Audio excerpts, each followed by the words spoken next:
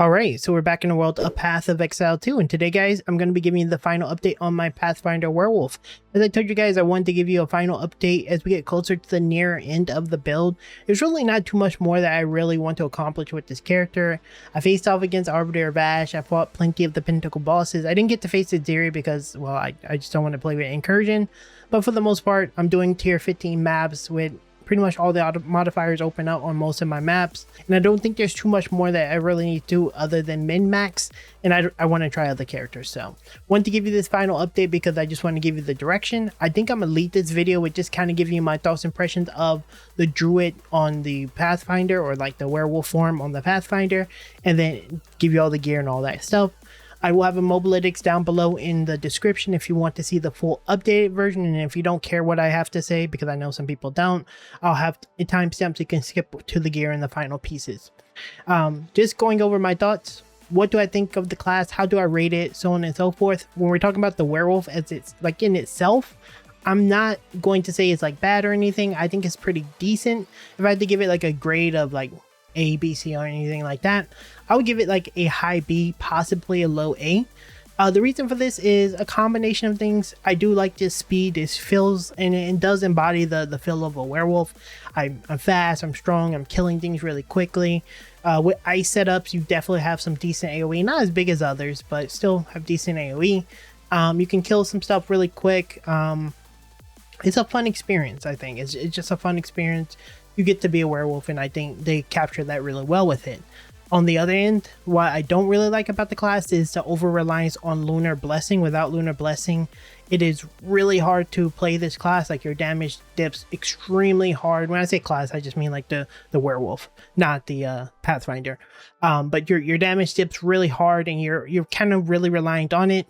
If you're constantly casting Lunar Blessing to be like effective, and I don't really like that. You actually have to spend a lot of either duration or a lot of gems to get it to be passive, like active at all times, which is a massive portion of your damage.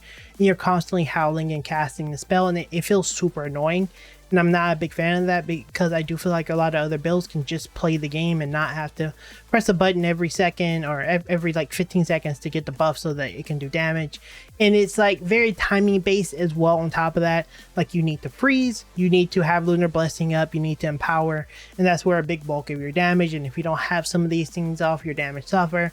Once again, other classes can just put down a shield wall and blow it up, or poison things and blow it up and things like that. And I'm not a big fan of the payoff. I just don't think the payoff is worth, the juice isn't worth the squeeze in a lot of cases, and it's a bigger headache than it is than I think it should be compared to other classes. And that's kind of a fundamental problem with Path of Exile. It's not really consistent on things being good on some places and other builds. They'll probably fix it sometime down the line, but it's still fun to play, right? I love the class. I think it's fun. If I wanted to play like the best build, I would be like every other PoE creator, copying each other, doing the same exact thing. I want to try something different. I want to do something different and feel fun. Would I do it again? Probably. I think I would probably play it again. Maybe not in the next league, or maybe a league after that, probably. But I think it's fun to play, and it's something I could see myself trying. Just for a first time experience, I would still try it just because it's cool. That's my thoughts on it. I think it's like a B tier, maybe A tier build. Definitely needs a lot more work. And I think it needs more consistency on this uptime. It just feels a slight annoying to play, and it's very burst reliant. I don't really like that in classes. So that's my thoughts. Let's move on to the gear. Alright, so we're in the game. Just like in previous videos, we'll have gameplay on the right. Go over the changes. It's not too many from the last video. The biggest change that we got was this Baratar's Vengeance. This makes it so whenever you freeze a target with your supported skill, for each one rage you have, you and your allies will gain 1% of damage as cold damage for 20 seconds. It just makes it so that you're just going to get a lot of extra damage whenever you're swiping, and it adds up. I want to kind of show my DPS unbuffed so you guys can have a measure of where my damage is unbuffed. I know tooltip isn't accurate because there's plenty of other buffs that you can get, but that's where I'm at, about 70k whenever I'm fully buffed on my shred. There's still room for another slot here, but we didn't really build around it. Lunar Assault is mainly our like freezing tool. And then we have Shred and Lunar Blessing. I can't see tooltip on Lunar Blessing, unfortunately, but yeah, that's what we're using. We just 6-linked this, and that's pretty much it for the gems. Nothing really changed too much here. Quickly going over the passive tree, because this didn't see too much change. The biggest change is we took away these points here because we didn't really need these as much.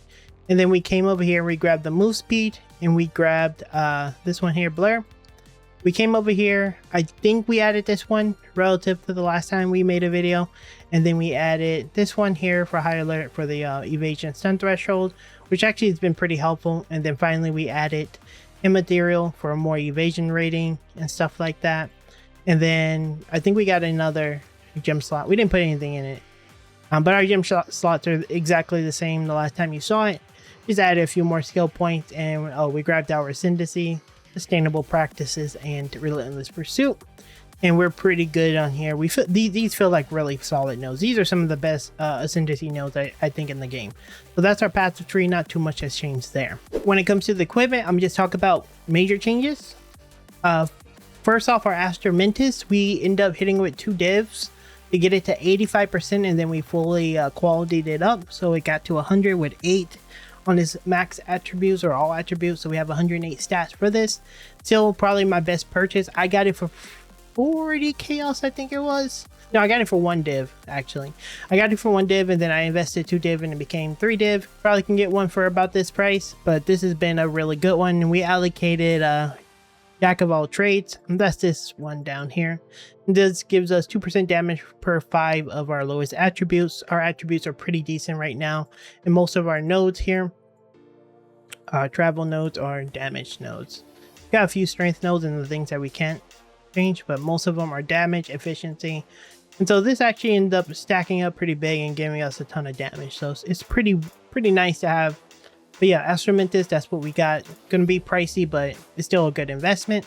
We also got this weapon. This is another big one. This one gave us a massive, it doubled my damage. It's a massive increaser. I paid 3 div for it at the time. I added a gem that gives me plus 15 spirit, and that's how from the last video where we didn't have the evasion one, we now have the evasion one available. What's this called? Wind Dancer? We have Wind Dancer now. So this helped us a lot because we got the spirit, and this give us extra damage, sustain, a lot of good stuff. So it was really nice. The other major addition we added was this belt. We got chaos, lightning, and fire resistance on it with life and mana. We also added this ring, which was another 3 div before I corrupted it and got accuracy instead of add fizz on it. Still good because it has double resistance with chaos. And then we got this one as well, which I think I paid 2 div for, which was another chaos, cold strength, add fizz, really helped out. And for our stats, we have 60% chaos and capped everything else. We have what, 12,000 evasion, I think it was last, 12,013 evasion, which is super big, especially when we convert portion of that to elemental damage from our passive ascendancy. 2,500 energy shield, and then 2,100 life. We used to have more, but it kind of messed up my chest.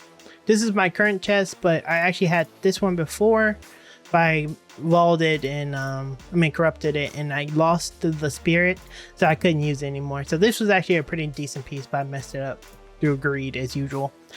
But yeah, this is what we're using. I won't be replacing this piece because I'm kind of done with this character, but it's pretty nice. For our gloves, we got add fizz, add cold, resistances. I think we showed this one before. And on our boots, we got some MS resistances, life, energy shield, kind of the same old. Some pretty decent gear here. I think it didn't cost me too much, so that's like 3, 1. This was like less than 1 div. I mean, our gear probably is less than like 15 div in our gear total, if we don't count my other chest, even though it was kind of worth more than, I mean, I paid 2 for it, but it was worth more now, I think. Anyway, it's less than 15 div for this, probably closer to like 10 or so div for this setup. And yeah, we were able to complete every bit of bosses in the game except for Zero because I haven't bothered to go fight her. Yeah, I think that's pretty much all you guys need to know. I don't think there's much left. If you have any comments, questions, or concerns for the build, feel free to leave them below and I'll try to answer it. Otherwise, that's pretty much it for the build. If you're wondering what I'm going to be playing next, there's a very good chance I'll be playing a Explosive Concoction Pathfinder. I'm leveling that right now, about halfway down the campaign. I actually stopped the campaign to finish up this video. And then I leveled up yesterday a Nova Stormweaver. I got her to maps yesterday as well. So we've been kind of grinding some other classes out because I wanted to try some other stuff while we have some downtime.